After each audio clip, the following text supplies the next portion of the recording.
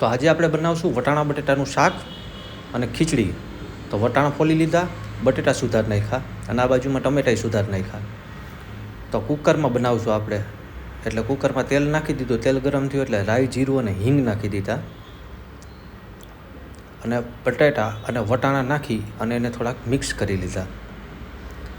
એના પછી એમાં હળદર, મીઠું, ધાણા જીરું અને મરચું નાખી અને મસ્ત પાણી નાખી દીધું. અને હવે એમાં નાખી દીધા ટમેટાં અને આ બાજુ મૂકી દીધી ઉકળવા આપણી ખીચડી.